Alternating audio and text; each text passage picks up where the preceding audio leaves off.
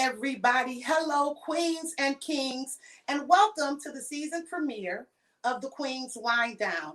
I am your leading lady, Tyra Hill, and I am so excited. I am so excited about this season premiere. This is season 4 for the Queen's Wind Down, and it has just been such an amazing journey. All of the other seasons have been epic. And so I am really looking forward to this season because it's going to be epically amazing. Shout out to all of you tuning in from all over the world. Shout out to everybody who sent me congratulations on today, warm wishes, all of the love, text messages, DMs, inboxes. I love you all. Listen, today's show is going to be informative. Today's show is going to be inspiring. We're going to empower. So, I need for you all to hashtag TQWD breast cancer. That's the Queen's Wind Down. Instead of spelling it out, we're going to use the first letter, right? The T, Queen's, Q, Wind, W, Down, D, breast cancer awareness. I am so excited about my guest on today. She is absolutely amazing. Nika Watkins is a communications professional and owner of Fire and Ice Public Relations. Fire and Ice is a full-service public relations agency that specializes in event-driven press in the music, sports, fashion, and lifestyle industries. She is a graduate of Morgan State University with a bachelor's degree in public relations. She also has a master's in business management from the American Continental University in ATL. Throughout her career, Nika has provided public relations and production services to several projects in the field of entertainment. In March of 2020, Nika was diagnosed with stage 4 breast cancer, changing her life forever. Although she is currently in remission, she still struggles with the side effects of cancer treatment daily. Her daughter, Kaya, and music are what keeps her focused when times get challenging. Known for her love of hip hop, but is crazy about women's basketball, the Ravens, the color pink, shoes, sunbathing, and butterflies. When asked how you would describe yourself, Nika responded, "Cancer taught me that I am resilient, determined, fearless, and strong. I would have never imagined this would be a part of my story. Now that it is time, I am determined to be my best self. God didn't save me to be mediocre." Ladies and gentlemen, I welcome and I introduce to some and present to others my co-host for the season premiere of the Queen's Wind Down, Queen Nika Watkins. Nika, hi. how are you, Queen? I'm good. I'm excited to be here. Nika, let me say this to you. First of all, I feel special because I know that this is your first time publicly talking about being diagnosed with breast cancer. Yes. So I am so honored to have you on tonight. I am so honored to have you on tonight. So I am ready to have a real conversation, a transparent conversation, because what I come to know, especially in the African American community, is that when we hear the word cancer, we automatically become fearful, rightfully so. But what it does, it stops us from going to get those mammograms, from going to get those checkups. And so I just want to have a dope conversation with the queen on tonight, who not only stood tall in the midst of it, but came out on the other side and is victorious. You all right with that? I am all right with that. So, Nika, let's get into it. I want to read a few things. In 2021, an estimated 281,550 new cases of invasive breast cancer will be diagnosed in women in the U.S. as well as 40,290 new cases of non-invasive breast cancer. 63% of breast cancer cases are diagnosed and localized at a localized stage. There is no sign that the cancer has spread outside of the breast. That's what localized stage means. This year, an estimated 43,600 women will die from breast cancer in the U.S. Although it's rare, we need to get into the know that men get breast cancer too. In 2021, an estimated 2,650 men will be diagnosed with breast cancer this year in the U.S., and approximately 530 will succumb to the deadly disease. 1 in 8 women in the United States will be diagnosed with breast cancer in her lifetime.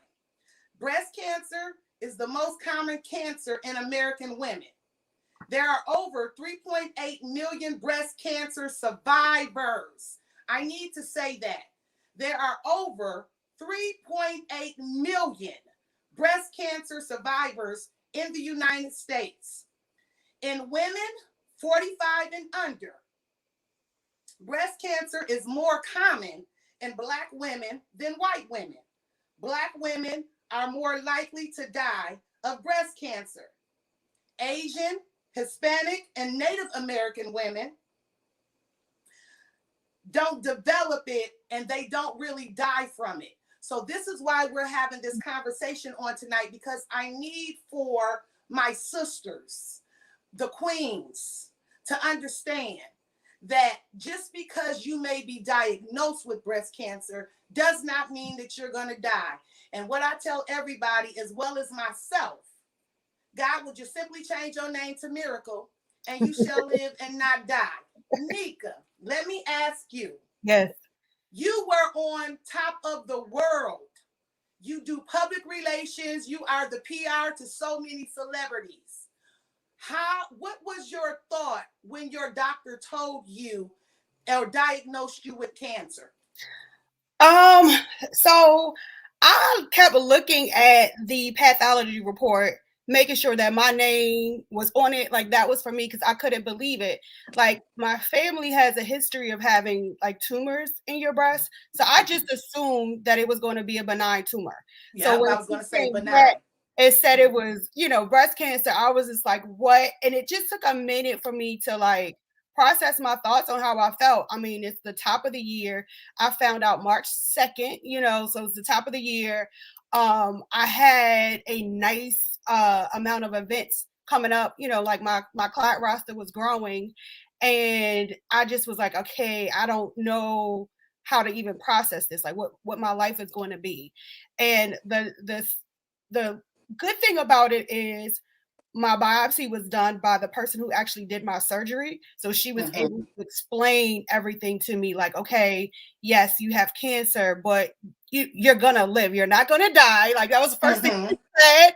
And then she was, just allowing me to ask questions, of course, but she was very informative on the next steps.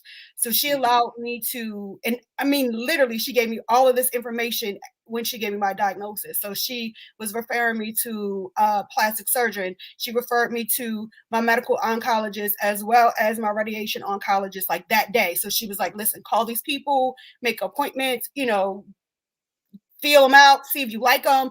And that's, figure out a plan for your health. And at first it was just a little small tumor. It was like the size of a pea. And they were thinking lumpectomy, possible just having radiation, and that was that. But something in her decided to say, listen, you should do an MRI. Let's see, if there's anything else in there. So when we did the MRI, which was, I believe, like the end of March, it comes back that there was a huge mass behind my nipple that she couldn't see. They didn't see it in the mammogram, and they didn't know if it was cancerous or not. So I decided to just remove the whole breast, like lumpectomy in 2 places would have been fine. But I was just, scared, because I'm like, well, what if there's something somewhere else when you go inside? Come to find out, that was cancerous. And then when they did the surgery, the mastectomy to remove my breast, that's when we found that the cancer was in my lymph nodes too. So it was just bigger than we thought it was. So I remember when they found the tumor in my breast. Excuse me. And I talk about this a lot because I think I was like 29, 30. Okay. And I remember I was about to be 31. But the insurance company wouldn't pay for my mammogram because they said that I was too young. Now, back then, you had to be a certain age to get a mammogram. They really they weren't doing mammograms on younger women, right? Yeah, I think it was like 40, I believe. Was like the age. That Yeah. is the age. Like they were trying to wait until you were 40. But I remember doing a self-exam one night and feeling something in my breast, right? Mm-hmm. And so I went to my doctor and I said, I feel something in my breast. And immediately he scheduled me for a mammogram, and the insurance company kept denying me. And so what I loved about my doctor was, because anybody know that I'm very vocal and I advocate. But my doctor advocated for me, and he changed the terminology from mammogram to breast ultrasound. And that's how the tumor was found in my breast. And so I remember leaving there scared as hell, Nika. Yeah. I'm not even going to hold you up now. Y'all know I'm a woman of faith. I'm a woman of prayer. I have a prayer room in my house. But I walked away thinking immediately, I'm going to die. And so I remember leaving that appointment, Nika. I remember just brushing it off, because something happens when you hear that you have cancer, right? Yes. And so I just played it off because, women, we strong women. I went to the grocery store and I went grocery shopping, and I was in the grocery store, and every corner I hit, I heard the devil say, I'm going to kill you, right? And the first time I heard him say it, immediately my spirit said, I shall live and not die. Love it. Another corner, because I guess he was testing my spiritual gangster. Yes. I bent another corner, and he said, but I'm going to kill you, right? And so immediately I came back with another scripture. And so I remember feeling so sorry for myself in the beginning. Did you feel that way? I felt sad. I don't know if it was necessarily sorry for myself. What I've learned about myself is I don't really like change. So that was change. And I was like, I don't know how to cope with this humongous change that is about to come in my life. So I think I was a little worried about that. And I was determined to beat it. I was like, I got this little girl staring in my face. And, I'm sorry if any of my baby daddies people are watching this, but she just has me. Like, she doesn't have her dad. It's just me. So I'm like, I gotta be here. You know what I'm saying? I gotta live. I gotta get my baby through. She was a senior in high school when I got the diagnosis. Right. And she's in college now. Yes. Yeah. So I was like, I gotta get my baby. Like, I that's all I thought about, is like, I can't not be here for her. I love my family. I love her godmother. I know she'll have people that'll take care of her, but I was like, she needs me. I'm her mom. Mom. Yeah, she needs me. Right. Now, So let me ask you this. When you first got diagnosed, I was very private. I didn't even tell my mom. Like, nobody knew. And I remember saying to myself, I want to keep it up under wraps for now, because fear brings doubt. And I don't need nobody operating in fear and producing doubt, because I need all of the fervent praise. Right. Exactly. And I didn't want to be responsible for everybody's emotions. I'm glad that you thought that, for yourself, because I did it. My family is really, really close. Like, me, my mom, my sister, my daughter, my niece, the 5 of us are like this. So you tell one, we all know. So, my aunt knew because of my mama, because of my mom. And so when it happened, the immediate family knew, and my mom shared it, with her siblings. And of course, my aunts and uncles shared it with their children. It was kind of like that. My family, because I have a grandmother who is, fighting cancer now. She has bone cancer. It started with breast cancer. Now it's bone cancer. And I had a cousin who passed away a few years ago. We were in our 20s. Mm-hmm.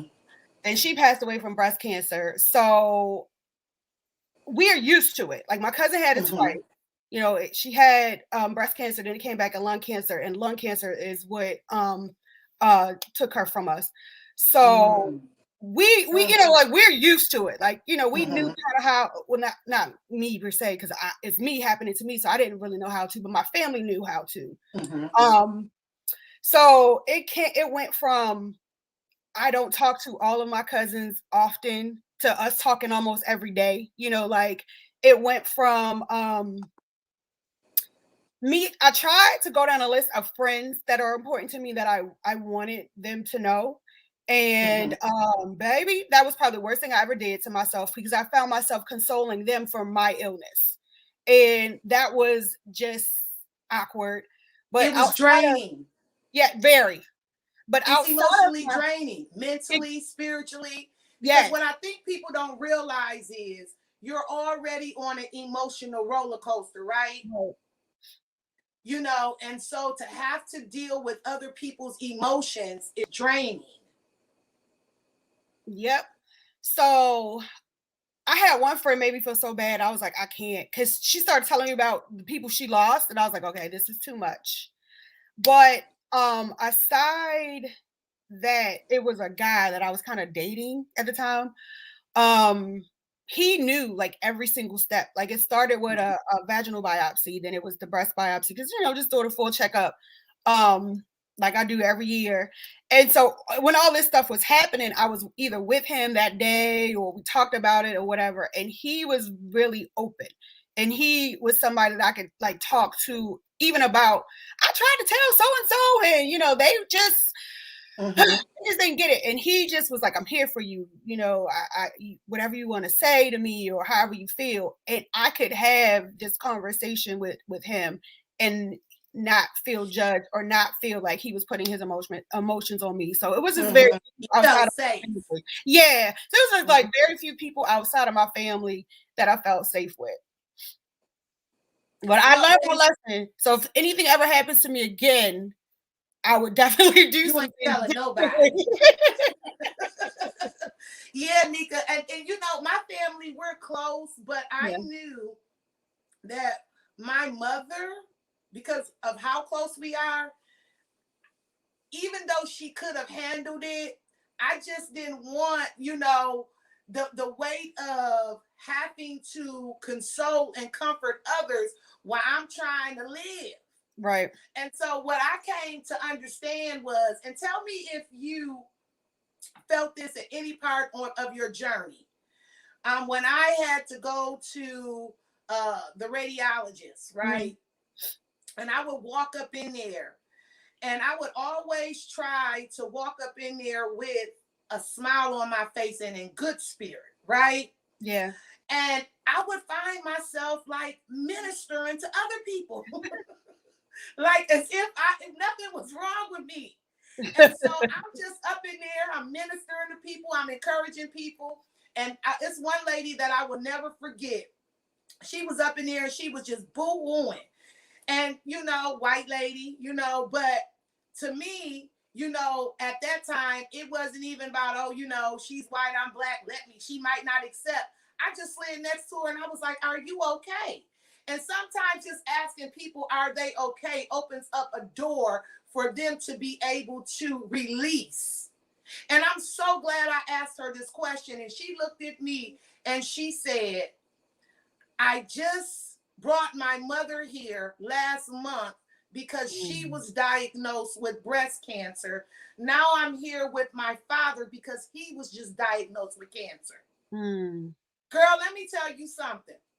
I lifted up my little old head because I felt like it's somebody that's always worse off than you. Right.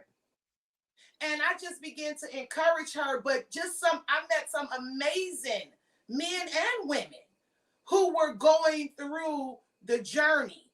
And I'll never forget those encounters. And a lot of times that makes me say, a lot of what we go through don't even really be about us.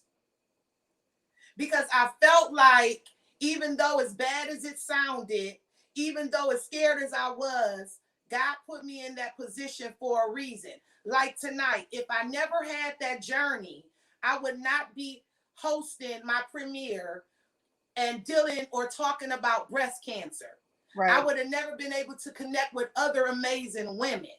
And I don't want to leave the kings out, because we all know that statistics say that even though it's rare, men are diagnosed with breast cancer as well.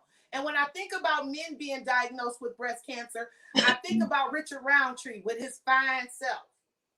I am a Richard Roundtree fan. If you don't know who Richard Roundtree is, baby, just say Shaft. Yo, you know he's related. Like I'm not related to him, but I have family that is related to him. I have a cousin who, you know, Shalonda. Shalonda's a Roundtree. Yeah, Shalonda's related. Yeah, she's a Roundtree. Yep. And I'll never forget when I heard that he was diagnosed with cancer, because in my mind, it wasn't unheard of. Men catch breast cancer or are diagnosed with breast cancer. Right. And so that made me start researching a little bit more, because I don't want the men to think that it's just a female disease. It's not common, but men are diagnosed with it as well. Yeah. Let me ask you this. When I say that you are the publicist to the stars, I'm talking about... But I'm not, for real. You are. You are. We just had this conversation the other day, because I said to you, Nika, the next time you around Method Man, tell him I said, what up, though? Like, next time he comes to married, I respect all that. But I just think the older Meth gets, the finer he is. And so, yeah. Let me tell you, so what's funny about that is, so the first time that I met Meth back in the day, whatever, I used to work at 92Q. So a couple of the shows that they did back in the day when he was at Def Jam, and they were real, you know, hot and whatever, I've been around them. So I had more of a relationship with Redman, because I kind of had worked closely with him back then. So didn't really know Method Man, but had been, you know, in his space. Like one time, oh my God, I hope my friend doesn't get upset. Me and my girlfriend, we went to a show, and they were at the Radisson after the show. So we went over to the Radisson to try to, you know, get up on some Method Man and some Redman. Mind you, I'm in my 20s. Don't judge me, y'all. Yo, Method Man straight told us, I would invite you guys upstairs, but I don't want to give you that charge. And I've had so much respect for him since that day.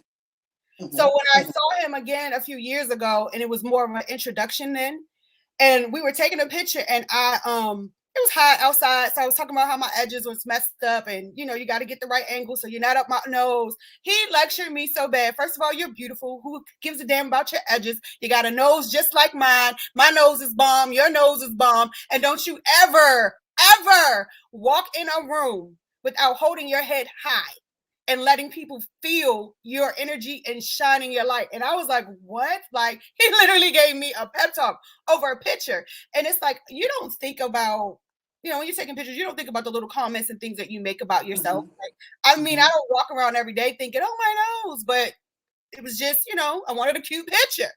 But yeah, he's so respectful, such a sweet person. So the next time they're in this area, I'm calling you and we're going to go to the show. Yes, honey, because here's the thing. I just love Wu-Tang. Redman and Meth and Ghost are kind of like my favorite. Rest in peace, the old dirty bastard. But just seeing you maneuver in the industry and handling public relations for some of the best, and then being diagnosed with cancer. How did that affect your career, Nika? Woo! So, first of all, it's like the top of the year. You know, we were pretty much kind of getting to the end of the first quarter when, you know, I found out I had cancer and so forth. I had several things lined up for 2020 that was going to take my career to the next level. And it was calls coming in, not me out pitching myself, not me out, stressing myself trying to find clients. It was like calls coming in. And one of them, you mentioned Wu-Tang, but one of them was working. They were trying to do an anniversary tour for the Purple Tape. So one Mm-hmm. was that. Mm-hmm. One was that. Like, so I was like, yes, I'm in. Like, yes. So they were asking me about sponsorships, decks and stuff like that. So I was like, cool, I'm in. Another one was like a Wu-Tang pop-up situation that actually happened. I wasn't a part of it, sad, but because of my health. But it was just like things that were coming in. So for me, I'm like, wait, no, not now. Like, I can't have cancer right now. Like, God, can you like just put a pause on this and maybe we can revisit this next year? Because it comes in and it disrupts your life. The whole life, yeah. Because I'm like, I got a chemo, radiation surgery. Like, this is a lot. So 2 weeks after I received my diagnosis, basically the world shut down. So once nothing was happening, I felt a little bit, better, like I wasn't missing out on stuff. I still, from time to time, once things got back up, felt like I did miss things because I'm really good with, digital media. So digital media just soared, started booming. Anything online now is it. And Absolutely. and I wasn't able to be a part of that. Like, I was sad because I knew it would come at some point, but being that my health was more important and I was trying to work, don't, think that I didn't. I did. I tried. And I felt myself stressed because I was trying to get all the work done on the days that I felt well. And literally, I went to chemo every Thursday and I would be down until at least Sunday or Monday. So now I'm trying to work Tuesday and Wednesday, and then I'll be right back in chemo on Thursday. Like, this can't be life. Like, I can't live like this. What was your reaction when your hair started falling out? I knew it was going to happen, so I just cut it off first. Well, I knew that, but I wanted to say this for the audience because, I just believe in taking your power back, like taking back your power. Yeah. And so when my executive assistant, Carmen, was diagnosed with breast cancer, and she too had a double mastectomy. And I remember saying to her, don't let your hair fall out. Take back your power and cut it off. Yeah, and that was, I would say I'm gonna credit that to my family because when my cousin, her name was Mignon, when she first was diagnosed with cancer, we all had cut our hair off. Mm-hmm. And then the second time I did it again because it was like, listen, I'm gonna help you take your power back. When it came to me, I don't think anybody cut their hair off, and I'm not asking my family to do that. You guys have done it, a couple times. Love y'all. So I wasn't asking them to do it, but I really was like, you know what? I'm just gonna go ahead and like you said, take your power back. And it's funny because I've gotten a lot of people say to me that they like my hair like that. Like, I was walking around with that chemo hair was kind of fine. So I was walking around with chemo hair, and people were like, "Oh my God, I love your hair." I'm like, I wish it would stay like this. Like, if I cut it down now, it probably wouldn't look like that. Nika, listen, because, and this is what I love about you. I've had the honor to work with you a few times, and your energy is always on fleek, and you're so business, like the business. And so I'll never forget scrolling on Instagram and seeing and like, oh my goodness, like, and I immediately inboxed you. Yes, you did. Like, I just want you to know that I'm praying for you. God got you, just to kind of inspire and encourage you. And so I think it's important for us to let this, especially the younger women that are in their 20s, that's not thinking about a mammogram, that's not thinking about doing a self-exam at home. And I don't want to sound cliche, but when I say a self-exam at home, I mean literally putting your arm back behind your head while you're in the shower or laying down and checking your own breasts. because that's how I found my tumor.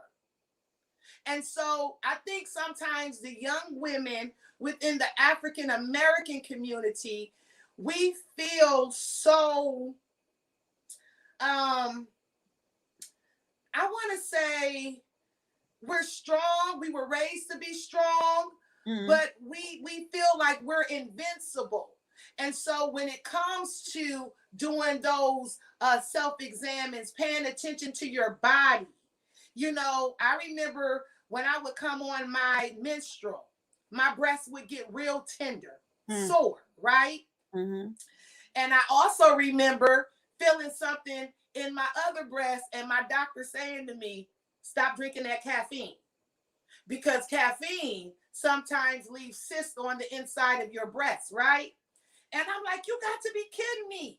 And so I just feel like sometimes we just be unbothered or unaware. I was honestly scared. Like, I was diagnosed with cancer at what, 44? And that was my first mammogram. And was that your first I'm mammogram, like, Nika?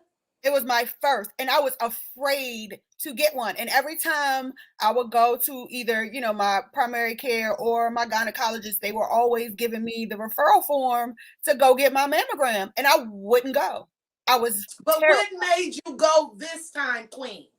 I don't know. Like, this one was my gynecologist. Maybe it was just her, you know, how she was about me, because we were just talking about my life, period. Like, you know, what do you want to do as far as, do you want to have any more kids? Like, you know, we're trying to figure things out, you know, for my future and how to care for me at this point. Because she's like, you can go where? I was like, well, I'm not married. I'm not dating anyone seriously. So, you know, I'm thinking about hanging that up as far as having more kids or whatever, blah, blah, blah. So she's like, you got to get your mammogram. And she was on it.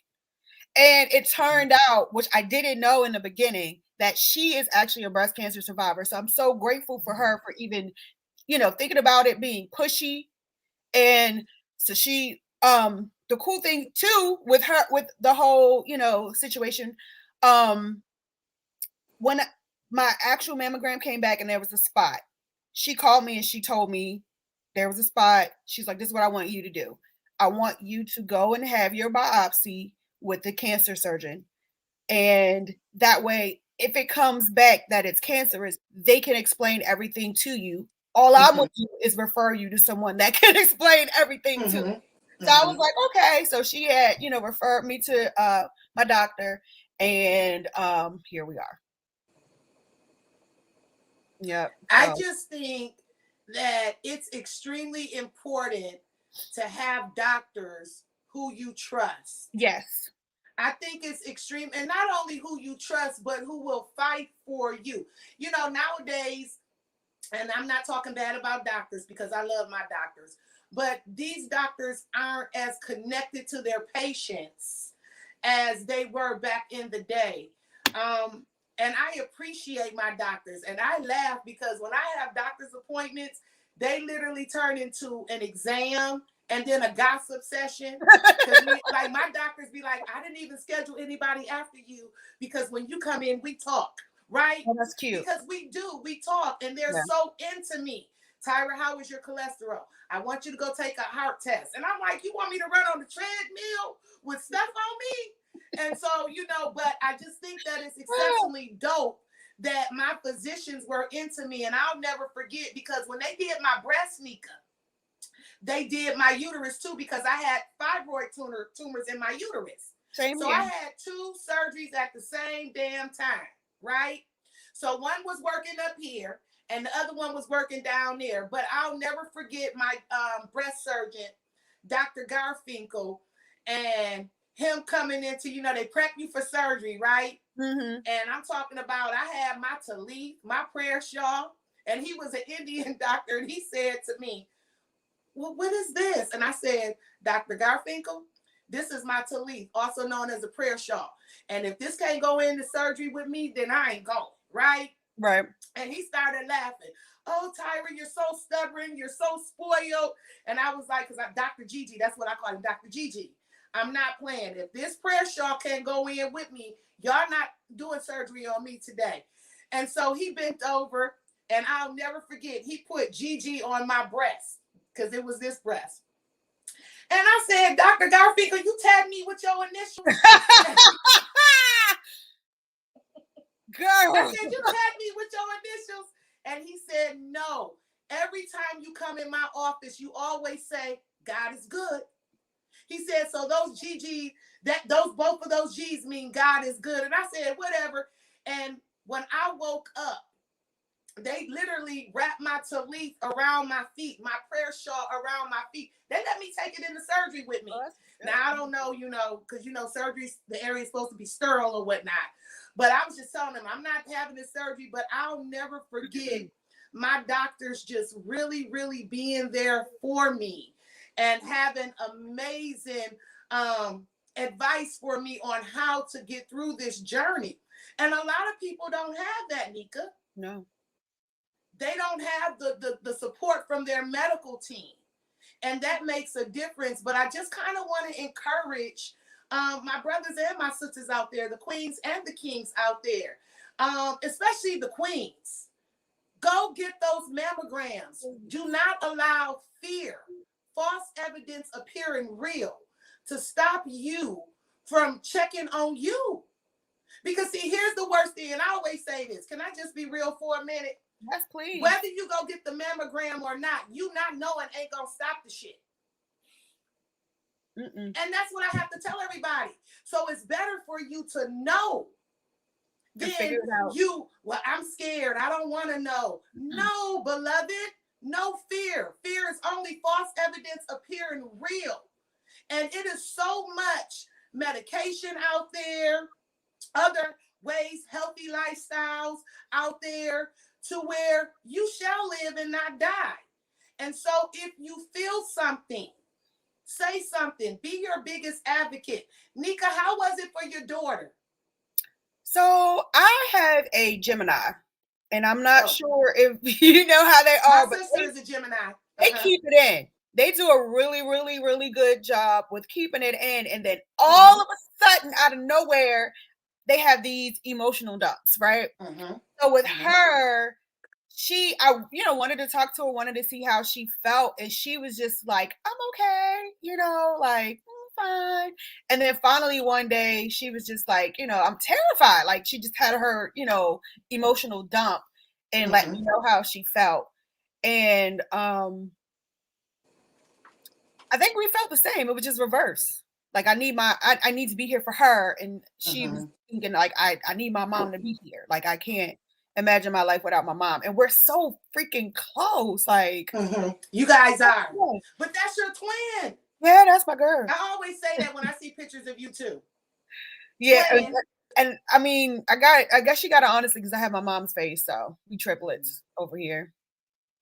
Now, let me ask you this. We're sister girls, so let me get into a little bit of your personal space. While growing, because I never say going, because we grow through stuff. We just don't go through stuff. We grow through stuff. While growing through this season of your life, of uncertainty, did you ever feel like you weren't pretty? Like, did you go through the motions, like when they gave you your single when they removed your breasts? Yes. Did you feel some type of way? Absolutely. That was a lot. And I'm gonna say there are three parts of my body that I love: my lips, my boobs, and my legs. Like, those are it. So depending on where I'm going and what I'm doing and who I'm trying to impress, I'm gonna, show off one or the other, right? Lips are automatic, except for now we wearing the mask, but lips are automatic, but it's gonna be the boobs or the legs. That's me. Sometimes both if I'm feeling extra, sexy that day. So losing a breast, like the thought of losing both of them was like traumatic. But just the one, I was like, I'm gonna do one because I still want to keep the other one. And this may be TMI, y'all. I'm sorry, but I'm human. I like my nipple suck. Like, I like the sensation of it. So the thought of not having the feeling again was like terrifying for me. Mhm. And so I was like, I No, gotta we keep grown. one. We having grown women conversation. Yeah, I gotta keep one. Like, I gotta be able to at least, you know what I'm saying, feel that sensation. So, you know, I gotta keep one. And that was kind of where it was. But I don't know if I said this to you, Nika. When they did my surgery, and I've seen so many women with keloids from tumors removed from their breasts, right? Right. Dr. Gigi cut my nipple off, girl, took the tumor out through my nipple and glued that mud scratcher back on. Do you still have? I was amazed. Because I had never seen that before, because I kept on saying, because like you, I love my breasts and my lips. Okay. Oh, and my boobs, right? Okay. And I kept on saying, Dr. Gigi, you don't be leaving no keloid scar on my titties. Right? Girl, I was a whole mess going up into them appointments, honey. But that's the type of stuff that I was saying. Dr. Gigi, don't you leave. I don't want no keloids on my titties. And so he started laughing just like you. And he said again, I said, I don't want no keloids on my titties. He said, well, Tyra, I don't think I've ever heard anybody consider their breasts as titties. I said, you ain't been in the hood. You ain't been in black families, right? He was being very professional. So he said, what I'm going to do is try something new on you. I'm going to cut off your nipple, and I'm going to take the tumor out, and I'm going to glue it back on. Girl, you can't even tell that I had surgery on my breast. And the sensation is still there, but I just thought that was so dope. But I would have never known that was an option, because who talks about that? Right. Right. So that I felt insecure sometimes too. Yeah. I had insecure moments. I still do. Like, Tyra, I've gone out on a couple dates or whatever, but like, no. Yeah, I don't want anyone to see me, let alone touch me, you know, in that space. Mm-hmm. And I feel like I'll grow out of it soon. I have a good guy friend. We call each other twin. My twin, he was like, girl, if all you have is one areola, the man who loves you is going to suck on that one areola and be happy. Like, what? Like, you tripping. Right. But I know it's just me. And it even makes me feel awkward, you know, socializing. You know, like, well, let's have sister talk. Okay. I love good conversations. Do you think that losing breast with having mastectomies is any different from a woman being told that she can't have kids? And I ask you this question because a lot of times we as women equate certain things that women are supposed to do to womanhood, right? And so what I mean by that, I've heard women say, well, I can never have kids. I feel less than a woman. You know, with you only having one breast, you know, do you think that sometimes you may have felt like less than a woman? Because, Nika, here's the thing. Mm-hmm. You're beautiful. Thank you. When you came on today before we started the show, and I'm going to say this because shit always goes down behind the scenes that y'all don't even know about. Right. So Nika had a little accident to where the steamer exploded on her pretty pink dress because we were wearing pink, right? I'm pissed. And as soon as she signed in so we could do the show, I seen her beautiful face. And I said, you look so beautiful. And so I think sometimes, Nika, that we allow what the world has deemed as womanhood. Like, you know, if you ain't married, because we're in that type of generation. If you're not married before 40, something wrong with you. If you ain't got no kids, something wrong with you.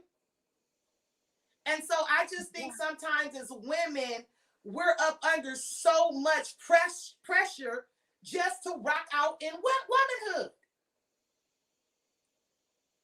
Do you feel like that may have played a part in your decision and your homeboy telling you, like, look, girl, you still got one nipple? You know what I'm saying? Like, I complained a lot. Like, I was upset. Like, before it happened, I definitely was, you know, in my feelings. And then after it happened, I have an expander in now. So my mom used to always joke me like, you going to the plastic surgeon so he can pump up your boob, pump up your titty? Yes. And he, he pumped it up to the size that I wanted it before radiation. And then once I went into radiation, it shrank it. But once I started, getting a little size on it, I felt better, but radiation shrank it. So Right. I had to wait, for my skin to heal for them to be able to fill it again. And then I'll be able to have reconstructive surgery. So it's small again. It's not flat, but it's smaller than my breast. So I feel a little awkward, and the hair covers it, and it makes me feel a little bit more confident. So I've heard, or I've had people tell me stuff like, "Oh, I liked your hair when it was shorter," blah blah blah. Well, for me, right now, this hair is making me confident because it covers it up, and you can't really see it. So you don't really notice it. I know it. If I look in the mirror or if I look at a picture, I definitely know, because I know, what's there. But I don't know, people don't notice it, or they're just telling me that. But regardless, so the hair stays until my new boobs come. Then I can do whatever I want. Not the new boobs. What size you going for, Nika? I want them the same. So I'm gonna get this one, the left one lifted, and then the right one, I'm gonna do the deep flat to use the fat from my stomach to transfer and fill up the boob or whatever and go from there. So well, at least let I'll me have say this to you. When my executive assistant got diagnosed and had her double mastectomy, they did her surgery. You like you said, you gotta wait until your skin heal and all that. Right. And they gave her breasts, right? But they gave her a tummy tuck too. Yeah, I'm getting a tummy tuck. That's the deep flap. Definitely doing that. Listen, so I said to her, I'm calling the hospital to check on her, right? So she like, let me show you. They up in here wrapping me up right now. Let me show you. And I'm like, no, I don't want to see that. So she was like, Queen, let me show you. Girl, I said, I can't tell y'all what I said because this is but I said, let me find out that you done went up in there and had a whole nip tuck. Because, honey, I mean, them breasts look good, that waistline look good, and you kind of just find ways to laugh because you're happy that y'all made it. Yeah, I'm so happy y'all made it, Nika. I'm so happy you made it. I'm so happy you stood tall in the midst of it all because it's not an easy task to do. It takes a lot to be courageous when dealing with real life shit, Nika. It does. I mean, for me, I had certain things that kept me sane. You know what I mean? Going through it. Of course, like I said, my family, my cousins, all of them, like from random FaceTime. So my grandmother, mother, sister, me, my mom, my sister, and my niece and my daughter were all in the same house at the same time during the shutdown. So having them be here and, be around was great. Like I couldn't have asked for it to go a better way. But I listened to a lot of music and I watched a lot of inspirational things, and I pulled back from social media because you see all types of stuff, and it was a lot going on from the shutdown to Black Lives Matter. It was real a lot, and I've had to tell friends like, listen, don't send me that. And I want to curse, but I'm no, don't send me that shit because right now I'm protecting my gates. I'm protecting my peace, and I gotta shut it down. I gotta, keep certain energy in my wellhouse. Like I don't want all of that. And it took that for me to realize that was best, for me to do that. And it's still best for me to do that. Like going forward, I'm not going to allow anyone to cloud my space with some nonsense.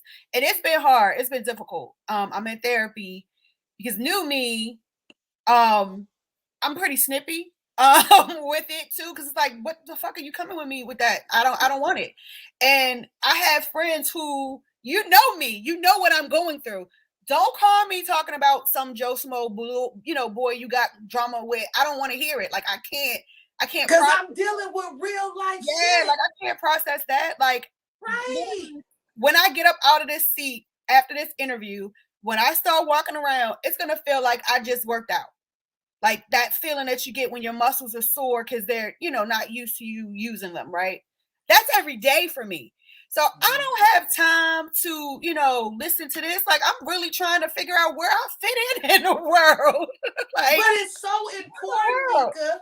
Yeah. It's so important because I just said it's important to protect your gates, especially we're in a really, really, really tough, trying time to where it's taking a toll on us mentally, right? Mm-hmm. The pandemic, people losing their jobs, over hundreds of thousands of people have died from COVID. Yeah. Like at this season, because I'm with you, Nika, like I'm in my late 40s, right? Right. And I think anytime you deal with what you've dealt with and I've dealt with, and you've dealt with it on a more extensive scale than me, is you have zero tolerance for bullshit.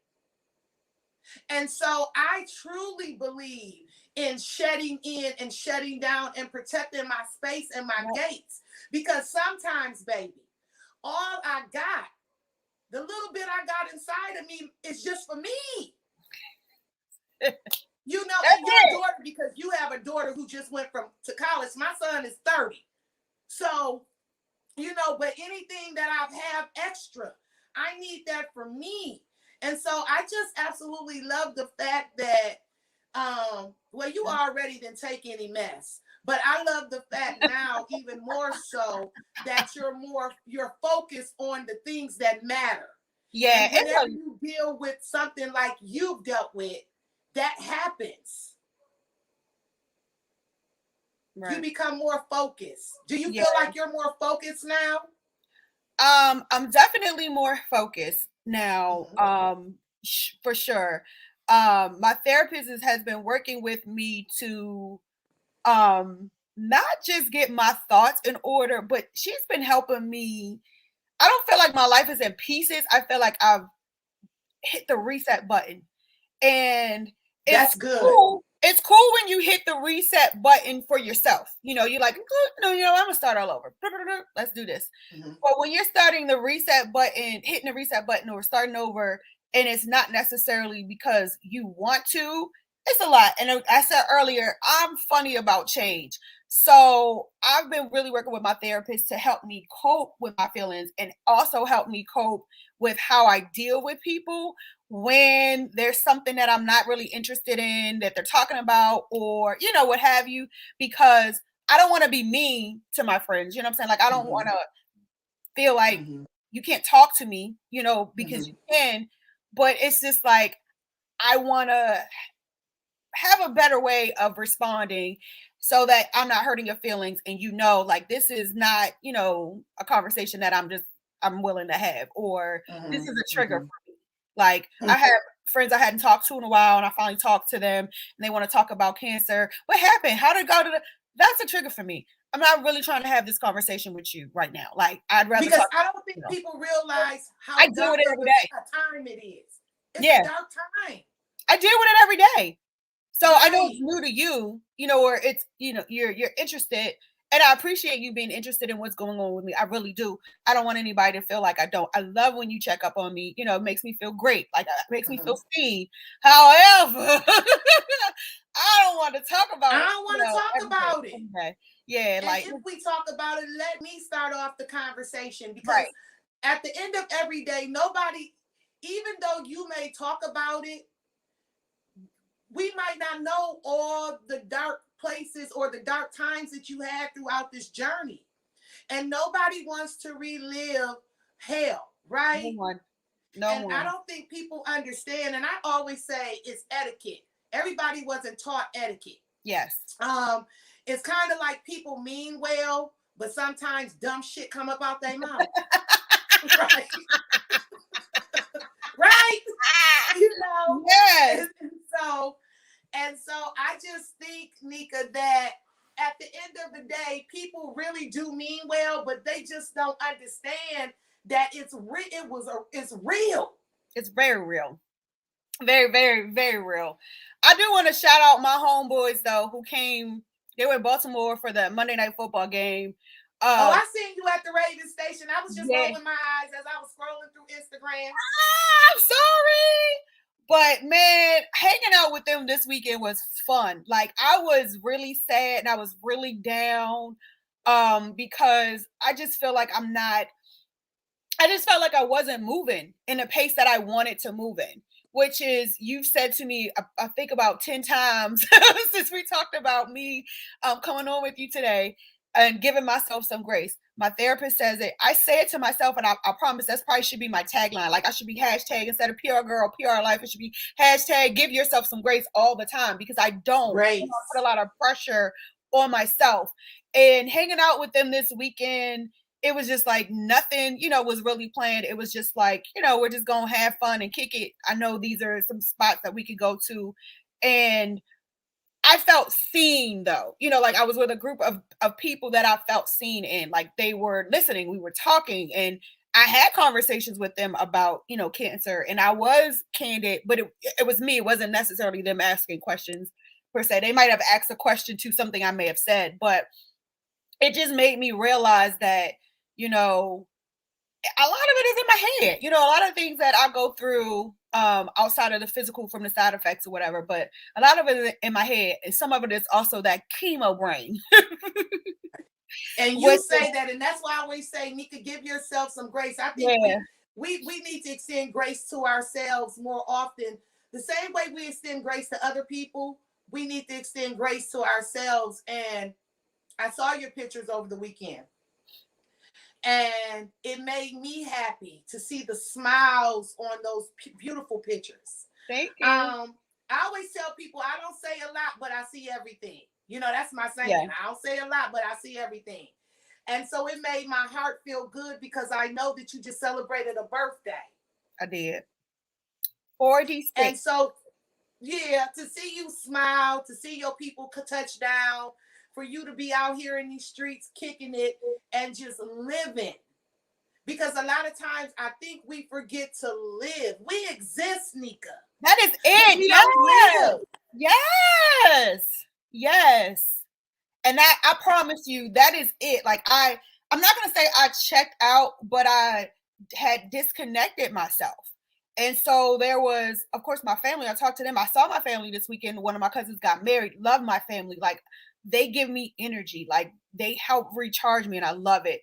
But it's like being in a space with people who's not your family, who wasn't really here, through any of that. Like I hadn't seen these people forever. It was two guys that I went to high school with, hadn't seen them forever, and they're friends.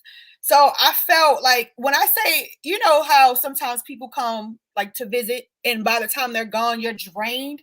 My energy was up here. Like they refueled me, and I loved it. It was just like what I needed, and I was grateful for it this weekend, period. Well, I'm so happy because, like I said, even talking to you the past week, asking you to come on and be my guest, and you said to me, do you realize that this is the first time that I'll be speaking publicly?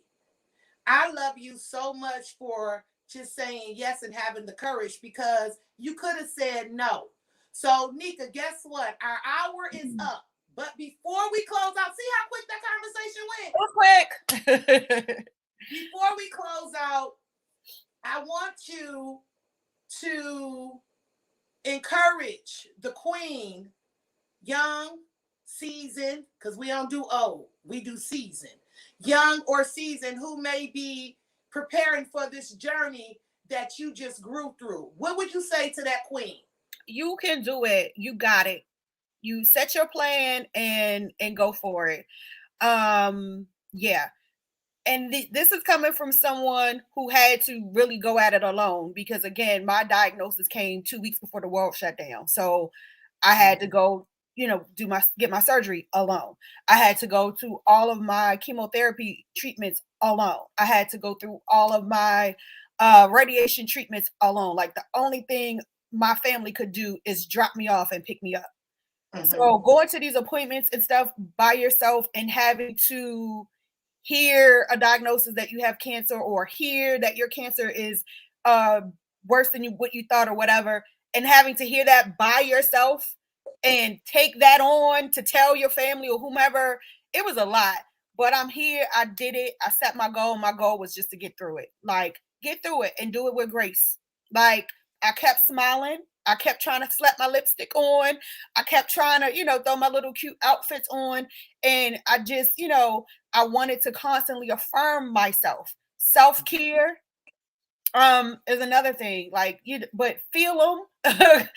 Go get your mammograms. Like, don't be afraid. It's a lot, but early detection is great. And early detection saves lives. Yeah. So go get your mammograms, go feel on them boobs, and just know that you're resilient and you have the strength to be able to make it through.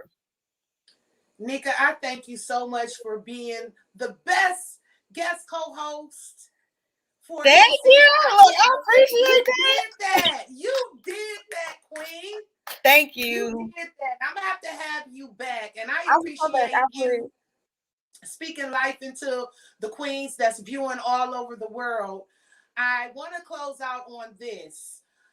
I just got a message last week from a young lady who was just diagnosed with breast cancer.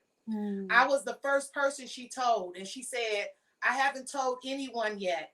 You're the first person I told. And she began to tell me how scared she was. And I just want to read what I said to her, because this is also to anybody that's out there that's dealing with a breast cancer diagnosis. I want you to know that you can beat this, Queen. It's going to be challenging and tedious, but as long as your faith is rooted, you will beat this. It all begins with your mind. That's the first thing the enemy attacks. Yep. I pray the peace of Yeshua over your mind, and I uproot fear, false evidence appearing real, and replant it with faith. You will not claim this disease from hell. You are healed in the name of Jesus Christ of Nazareth. Jehovah Rapha is God, and he is the healer. It's time to change the diet, Queen. No meats, no dairies, and no sugar. Veggies, fruits, fish, and sea moss, because radiation will be hard and your body will need to be replenished. You will read healing scriptures daily, and you will walk in your healing. God is able to change your name to Miracle, beloved. You will hear everything your medical team is saying, but you will not accept anything short of Jehovah's promise to you. Last but not least, a lot of people do not need to know. Create you a support system and a small circle, because you're going to need the support. The support team needs to be those you trust, able to cover you in prayer, and can take you to appointments. Remember, fear births doubt, and we do not need folk doubting the Messiah. Amen. I love you all. Thank you for joining the season premiere of the Queen's Wind Down. I am your host and leading lady, Tyra Hill. Nika, thank you. Thank you for having me. I love you so much. Thank you.